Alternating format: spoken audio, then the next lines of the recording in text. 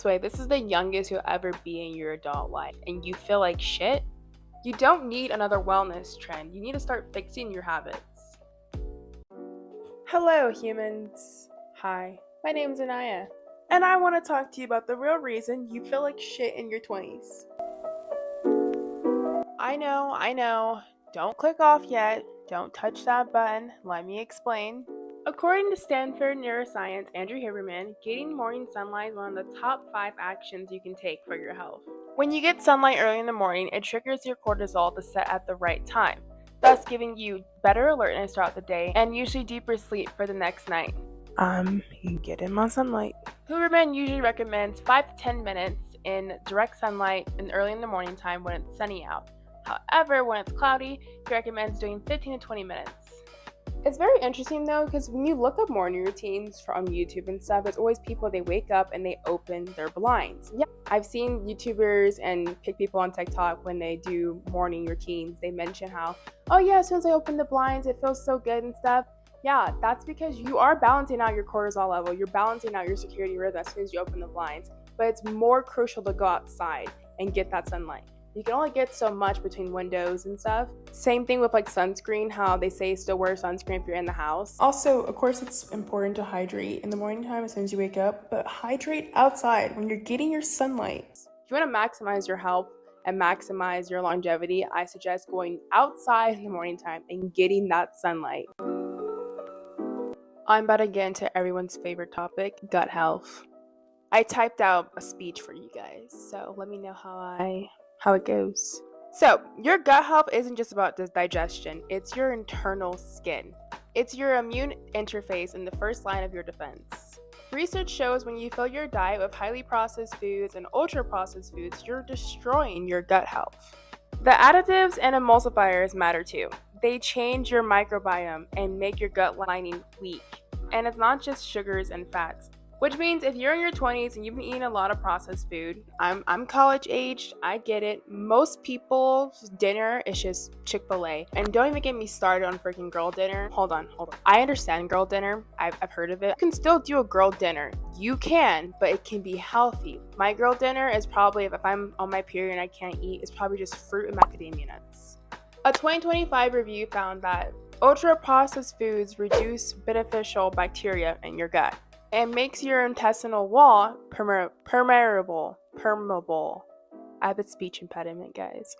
Which basically means it makes things leaky gut that shouldn't leak. Now, don't get me wrong, I completely understand. When I first started college, I was eating nothing but those food bowls and sausage. I would eat those for breakfast. I occasionally had maybe 1 or 2 cooked meals throughout my week from this HelloFresh subscription box I had. However, I also would make these frozen pasta meals. I'll make those for dinner. I started college, I was 110 pounds. I ended my freshman year 133 pounds. There is a thing called freshman 15. But basically for me, growing up, my mom never had, sweets and stuff in the house. So once I got to college, I went rampant. I was eating freaking gummy worms and candy as snacks during my homework. I stress ate a lot, and that's the first time I've ever gained weight and stress ate. And I ended up with cystic acne. To be fair, it was also birth control. If you want a video about birth control, let me know. But here's some pictures. When your gut's already weak, it shows up in your skin, it shows up in your hormones, it shows up in your sleep, your mood swings, especially for women. I still have acne scars that are slowly fading and occasional hormonal flare-ups. I used to have the hardest time falling asleep, the hardest time. It would take me like almost 2 hours to fall asleep. And even worse on my periods too. I did research and I took the right measures to figure out what's going on with my skin. Where I looked was my diet, aka my gut. Basically eating whole foods, fruits, veggies, meat, just no sugar, no processed food, and I cleaned out my system. So seed oils and preservatives inflamed you even more. You want to avoid these seed oils. But fixing your gut health today, if you want to, can set you up for decades of happier living and better sleep. We don't take sleep seriously. Why don't we? I'm waiting. In your 20s, it's all about going out with your friends, spending quality time. Don't get me wrong, I understand, okay? I'm 21. I just turned 21 last month. I have a lot of friends where I try to make time with them throughout the day, but usually like, oh, I can hang out at nighttime. I go to bed at 8:30, and trust me, the irony is not lost on me. I get it. Most social things that we do at this age is going out at nighttime. Don't even get me started on drinking, not valuing our sleep. That's it. That's the gist of what I'm trying to say here. Value your sleep. I'm not trying to add to all the noise. They say get quality sleep, but how do you do that? Well, you came to the right place. It takes 3 whole days to catch up on one bad night of sleep. Most people do use outside sleep help, which I even do myself. I use a lot. But a common sleep help drug or thing is melatonin.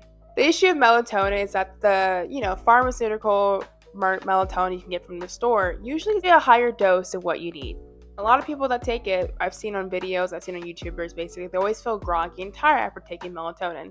That's because normal melatonin you get from the store is a high dose. It's about 500 milligrams. When you take a high dose, like 3 milligrams or 5 milligrams, you're flooding your system. Melatonin's a normal hormone, right? The natural level in your body is between 0.1 and 0.3. I take 0.3 milligrams of melatonin, which is very rare for me. I don't like melatonin, but if I do, I use a very small dose, and it actually leaves me feeling refreshed and getting good sleep. Most people do not need melatonin, you just need better sleep habits. For starters, I would suggest making sure that the room you sleep in does not contain a phone. Do not have your phone. Do not charge your phone in your bedroom. It can lead to anxiety. I suggest getting a humidifier. It adds more moisture to the room, which is really important. If you can, black out curtains. Any light in a dark room where your brain's trying to sleep confuses your brain. It thinks it's time to wake up. That's why it's important when you wake up to get sunlight in the morning. It's just as important to make sure your sleep environment is dark, so your brain knows it's time to shut down and it's time to go to sleep. Have a wind down process. So I know everyone's lives are very different. Everyone works different jobs, has different values, different night times, right? It's important to have a wind down process. This includes putting your phone away. I try to get away from screens at least 2 hours before bed, and I use these red light glasses. If you're unable to avoid screens at nighttime, I suggest these blue light glasses. They're amazing and they work very well. I can link them down at Amazon if you're interested. But Kira, I don't want to get this wrong. Sleep supports memory, learning, and emotional regulation, metabolic disease, heart disease, obesity, and immune dysfunction. I said that last part wrong. What I mean is that for metabolic health, sleep keeps your blood sugar stable. So when you don't get good sleep, your insulin spikes up and down. You become insulin resistant.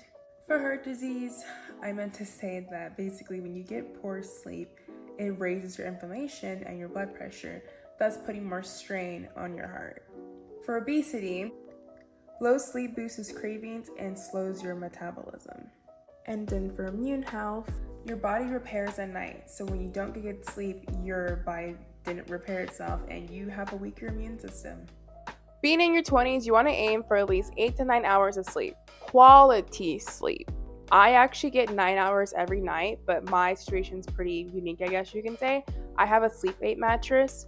It is amazing, worth the money, every single penny.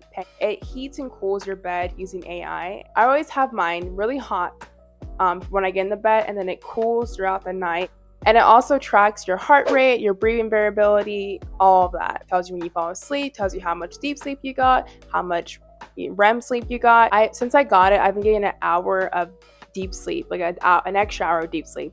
Normally, deep sleep for me is between 30 and 59 minutes. Now I get an hour about 12, an hour about 30. It's amazing. I am not sponsored by them. I wish I was, but I am not big enough to be sponsored by them.